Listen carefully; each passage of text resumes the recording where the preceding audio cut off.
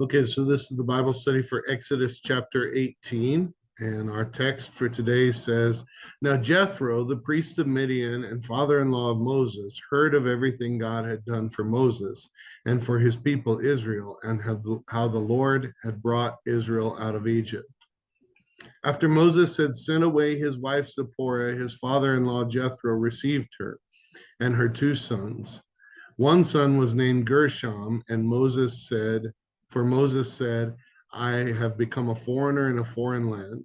And the other was named Eleazar, for he said, My father's God was my helper. He saved me from the sword of Pharaoh. Jethro, Moses' father-in-law, together with Moses' sons and wife, came to him in the wilderness where he was camped near the mountain of God. Jethro had sent word to him, I, your father-in-law Jethro, am coming to you with your wife and her two sons. So Moses went out to meet his father-in-law and bowed down and kissed him. They greeted each other and then went into the tent.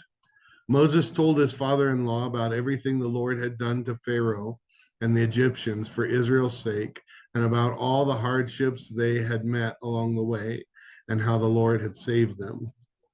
Jethro was delighted to hear about all the good things the Lord had done for Israel in rescuing them from the hand of the Egyptians. He said, Praise be to the Lord who rescued you from the hand of the Egyptians and of Pharaoh, and who rescued the people from the hand of the Egyptians. Now I know that the Lord is greater than all the other gods, for he did this to those who had treated Israel arrogantly. Then Jethro, Moses' father-in-law, brought a burnt offering and other sacrifices to God, and Aaron came with all the elders of Israel to eat a meal with Moses' father-in-law in the presence of God. The next day, Moses took his seat to serve as judge for the people, and they stood around him from morning till evening. When his father-in-law saw all that Moses was doing for the people, he said, What is it? What is this you are doing for the people? Why do you alone sit as judge, while all the people stand around you from morning till evening? Moses answered, Because the people come to me to seek God's will. Whether they have a dispute, Whenever they have a dispute, it is brought to me, and I decide between the parties and inform them of God's decrees and instructions. Moses' father-in-law replied, What you're doing is not good. You and these people who come to you will only wear yourselves out. The work is too heavy for you. You cannot handle it alone. Listen now to me, and I will give you some advice, and may God be with you. You must be the people's representative before God and bring their disputes to him. Teach them his decrees and instructions and show them the way they are to live and how they are to behave. But select capable men from all the people, men who fear God, trustworthy men who hate dishonest gain, and appoint them as officials over thousands, hundreds, fifties, and tens. Have them serve as judges for the people at all times, but have them bring every difficult case to you. The simple cases they can decide themselves. That will make your load lighter because they will share it with you. If you do this, and God so commands, you will be able to stand the strain, and all these people will go home satisfied. Moses listened to his father-in-law and did everything he said. He chose capable men from all Israel and made them leaders of people, officials over thousands, hundreds, fifties, and tens. They served as judges for the people at all times. The difficult cases they brought to Moses, but the simple ones they decided themselves. Then Moses sent his father-in-law on his way, and Jethro returned to his own country. So this is a pretty significant and famous text. Honestly, is probably foundational to our court system in America, and the foundation of things like the Supreme Court and the Court of Appeals and things like that, where you can appeal to a higher court if that's not, if you don't like the decision or you don't think it was fair.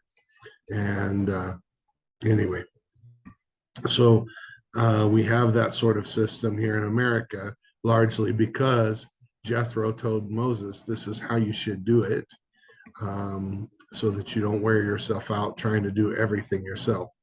And we use this in many other contexts for leadership, in understanding the best way to lead, I guess. So we'll get into that. Remember that you can download this Bible study at www.abqnaz.org/alive, and you can follow along as we ask questions about this text. Number one, what did we talk about last week in chapter 17? A, the people were thirsty again and they quarreled with Moses. Yes. B, Moses cried out to the Lord and God provided water by giving Moses instructions to strike the rock. Yes. C, the Amalekites attacked the Israelites. Yes. And D, Aaron and Hur held up Moses's hands because the Israelites only won the battle while Moses's hands were lifted, but he grew tired holding them there on his own. So that is what happened. Now, there's a couple things we can say.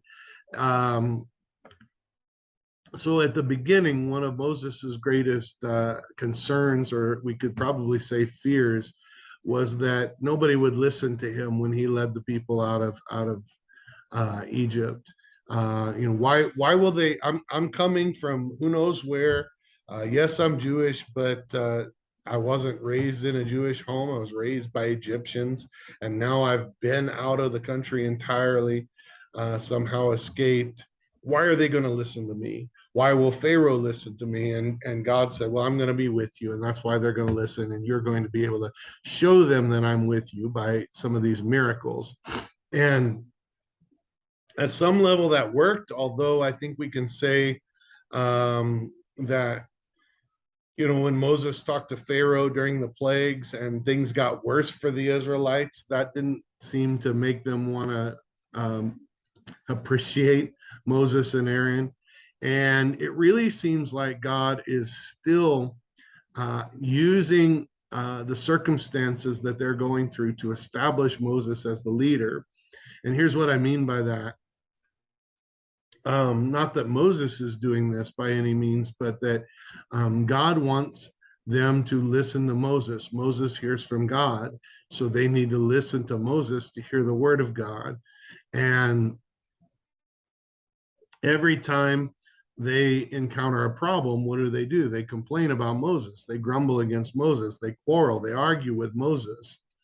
And every time they do that, God answers their prayer through Moses. And so by the time we get to chapter 18, they at least trust Moses enough that whenever they're arguing, they go to Moses, and Moses is the one that tells them God's will for the situation, says, this is how you should settle this quarrel, this argument. And so he gives them the answer and they trust him. And there's apparently lines of quarrels of people that have argued, and they're lined up waiting for somebody to mediate in their dispute. And I don't know that that's any different today. People are always lined up with disputes that they can't seem to handle themselves. On one hand, I think it's because we don't know how to get along with each other and have grace for each other and gain influence with each other. And we are constantly in disputes and conflicts that we can't seem to work out ourselves. So we usually divide relationship over it, because there's a billion other people in the world that we can have relationship with. So we just abandon that relationship and go on to the next. I think some of us are pretty close to running through the whole billion, because we've had so many disputes that we refuse to resolve. But we certainly ran through all of the people that we could have meaningful relationship in our immediate area. And so we're very alone. But that's kind of a side note. But that's what's going on. So there's a whole line waiting for Moses. And so apparently, with that backdrop, they've come to the place where they trust Moses enough that now he has a different problem on his hands, and that is that the work is too much. These people came from a place with an organized government. They weren't particularly involved in that government as slaves, it seems, but they at least had somebody to tell them what to do and to tell them, to settle every dispute. We know that when Moses was in Egypt, he saw two slaves fighting after he had already killed an Egyptian who was mistreating an Israelite. He saw two Israelites fighting, and so that was they were used to somebody, resolving it, or they resolved it with their fists. Moses was trying to show them a different way to resolve things by being sensitive to the will of God, and sometimes one person is wrong, and they don't have to fight over it. And I think we could use a little bit of this ourselves. Number two says, what happens now they're out. So they were in a place with an established government and a clear set of rules. Now they are lots of people, truly a whole civilization who has moved out into the wilderness.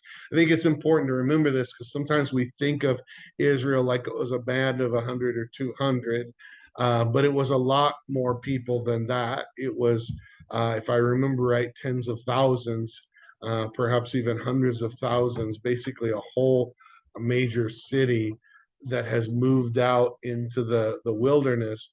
Yeah, and what's interesting too is that Moses had sent his wife and kids back to the father-in-law. Maybe it's a visit. I don't know how long term it was, but they were there during all of this.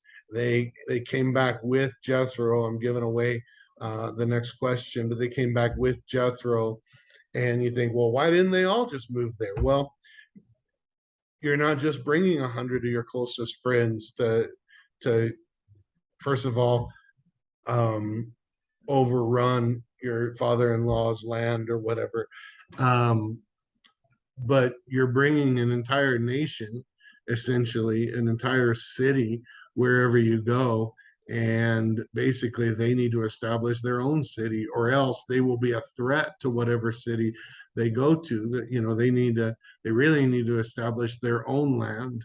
And so eventually that becomes the promised land, which is a land that was already occupied. And yes, that was became a troublesome situation uh, because they didn't follow God's instructions entirely on that.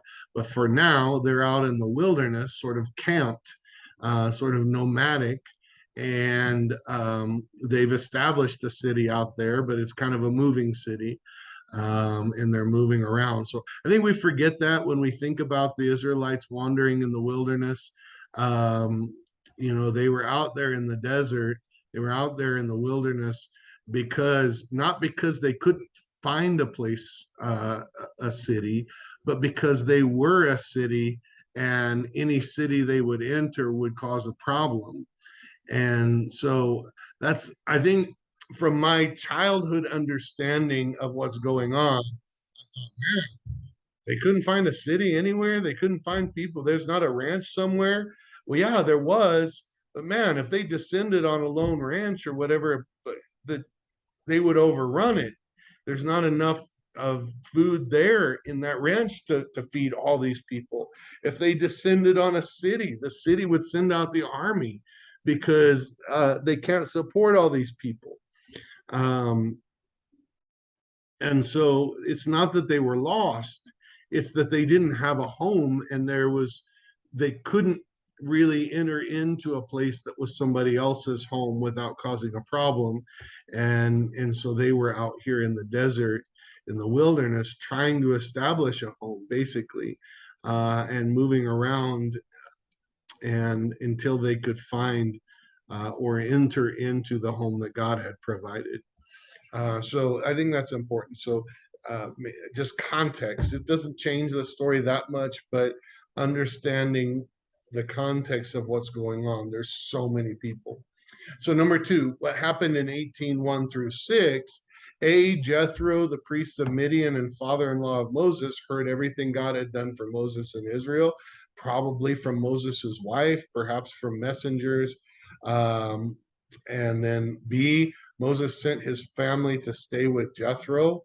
That's true. And then, of course, that had already happened at some time previous. So we're just told in this text that it had happened because now they're on their way back. And it says Jethro and Moses' family came out to him. And so now they're coming out to the wilderness where they're camped um, uh, to see, get back with dad, get back with husband, Jethro, just the in-laws in for a visit. Number three, what happened in verses 7 through 12? A, Moses went out to meet Jethro and told him all that the Lord had done. That's true. B, Jethro was delighted to hear all that the Lord had done. So it was, let me just say this, really important to see that it was obvious what the Lord had done. Yes, Moses is describing it, but Moses is describing this incredible sight that Jethro approaches, a enormous city out in the wilderness, sort of camp with all these people who used to be slaves in Egypt, but somehow are now out here without the army of Egypt coming out to get them. Why? How? How did this happen? Like, think of another time in history when that many people has basically moved out into a place and established their own city from nothing. Um, and I would say there are examples, but usually not in force that large and all at the same time, like boom, one night they took off. You could talk about the settling of the American West and how many people moved into the West, but it wasn't one day. Not it was, they moved off into the wilderness to establish something, but none of it happened like this. And it wasn't, they were in smaller groups and sort of homesteaded, as opposed to this city out in the wilderness. And so Jethro approaches this city out in the wilderness. This is Moses's people. God really did this. God really took them, all of these slaves, and now they're out here, and Moses is in charge. Moses is leading them. That my son-in-law that went back basically with nothing, and he was going to talk to Pharaoh, and it really happened. Like, who could have imagined this would really happen? So in C, it says, Jethro declared, now I know that the Lord is greater than all the other gods, for he did this to those who had treated Israel arrogantly. So we know that Jethro is a priest of Midian. We don't know what kind of priest. There are obviously a lot of gods. It doesn't necessarily suggest that he was a priest of God Most High. It's possible, but what it seems like is he was a priest in a polytheistic society that probably was the religious leader of the area, but may not have been loyal to one god or another, but was just sort of a religious leader that had connection with the gods, if you will. It's possible that with Moses's influence, that he had come to know God Most High, the God of the Israelites, um, and had remained there as the sort of messenger of the word of the Lord. But we don't really know. What it seems like is he was probably polytheistic and knew about all the gods, and in this moment recognized the superiority of the God, God Most High, the God of the Israelites, the God of Abraham, Isaac, and Jacob. Uh, I am, however we want to refer to um, God, the God that we serve.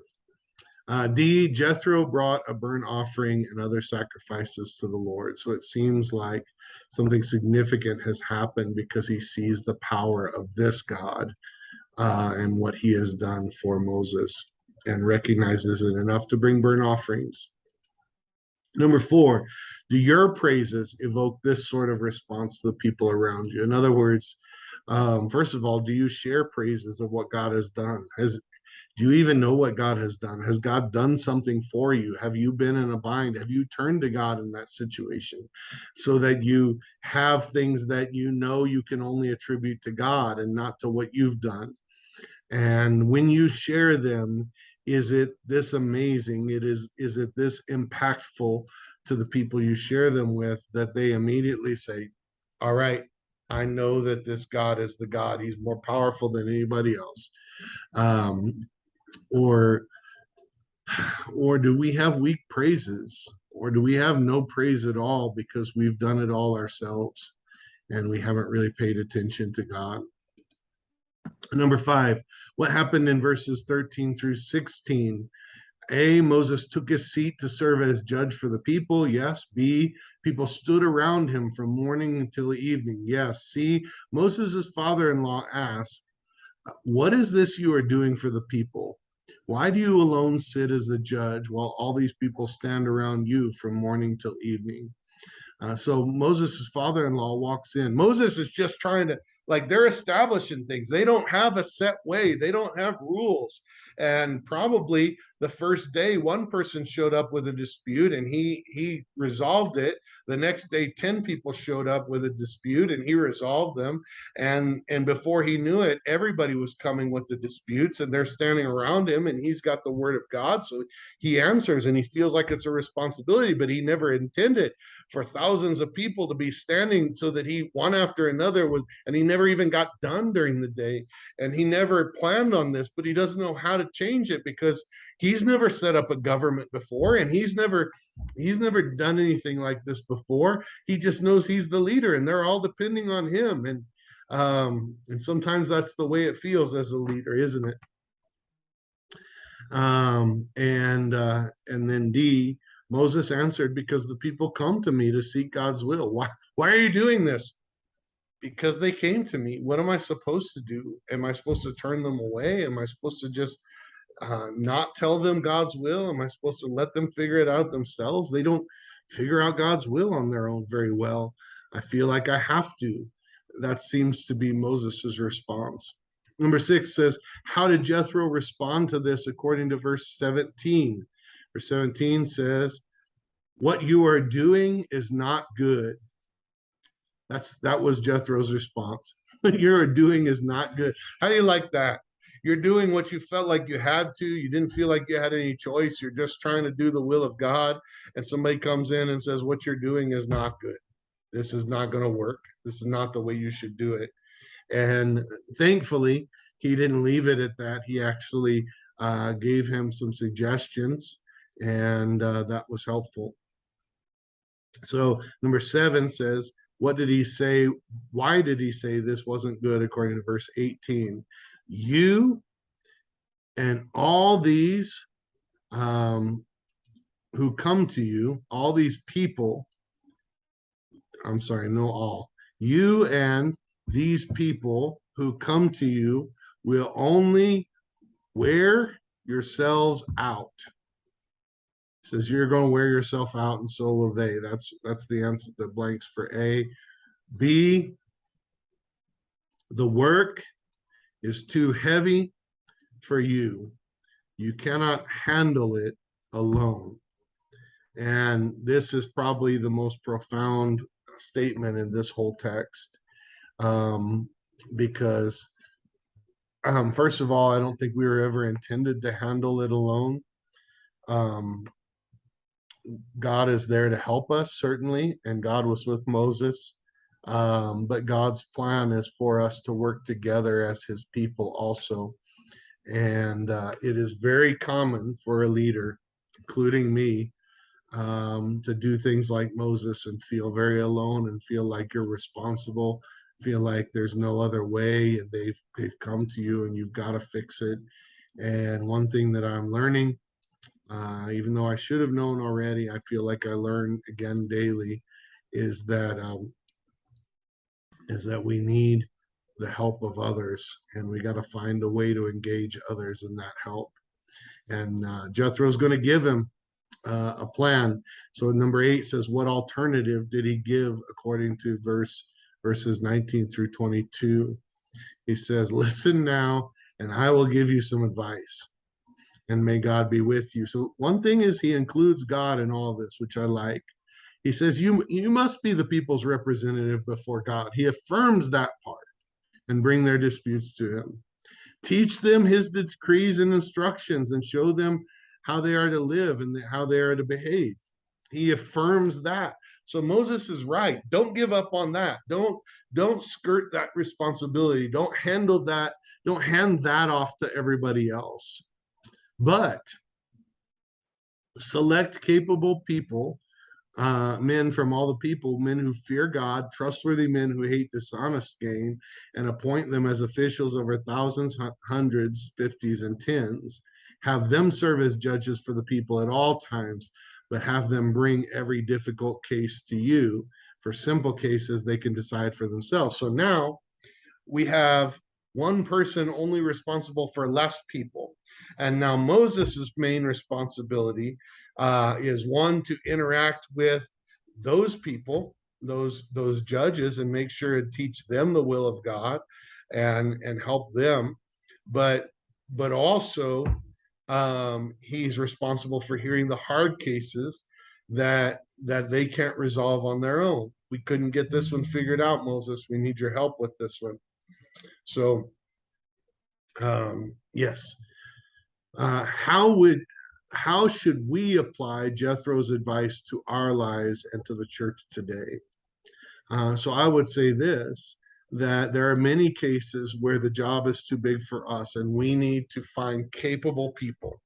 And sometimes that's hard to do, but we need to find capable and trustworthy people that we're willing to teach and mentor and raise up and help to learn how to do what we're doing. And then we then we let them do the majority of the job and we lead them. So I've talked to our staff about this. They said, well, I think it's time to hand over this responsibility. Okay, fine. When you hand that over, you become, instead of speaking to everybody and doing this, you speak to this one person and they speak to these people. And that's how you can oversee multiple, because you can speak to this one person, this one person, this one person. So you're only overseeing these people and they're overseeing large groups from there, or ministries. And I think we need to apply this. If one of the things that they've told us is that churches usually don't grow past the 100 mark. There are a couple barriers in growth that churches struggle to overcome, and they usually struggle to overcome that because what one person is able to do or what a particular structure is able to handle. So as the church grows, the structure has to change, and if the structure doesn't change, then the church can't grow past a certain number. And sometimes, in fact, the church shrinks to a number that the pastor and the structure they prefer, if they prefer to do everything themselves, can handle. And I think that happens all too often. Number 9, what does Jethro say according to verse 23 will be the result of this if it is God's will? So it says, if you do this and God so commands, you will be able to stand the strain and all these people will go home satisfied. So people aren't going to go home without having their case heard, and you'll be able to handle the strain. But if you don't do this, you won't be able to handle the strain and all the work won't get done. And so that's what Jethro is saying. You got to find a way to get all the work done where you can also handle the strain. And I'm really feeling the importance of this concept is the work still has to get done. And remember, Jethro doesn't say, okay, you can just abdicate your duty and let other people do it. He says, you're responsible for overseeing these people and being the one that the harder cases come to when they're struggling to handle that. But you need to still be the teacher of the people. You still need to represent them before God in their disputes.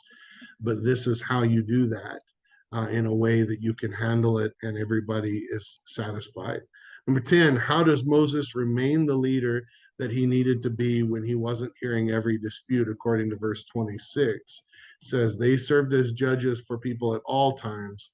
The difficult cases they brought to Moses, but the simple ones they decided for themselves. So he was an overseer of the ones that were making the decisions. And then when they couldn't handle it, he heard the rest of them. And so he's still the leader. He hasn't left. He's not disappeared. He's not handed everything off. But he has handed a lot off, and they're doing the day-to-day work, and he's leading them. And then the hard ones come to him, and he's not overwhelmed.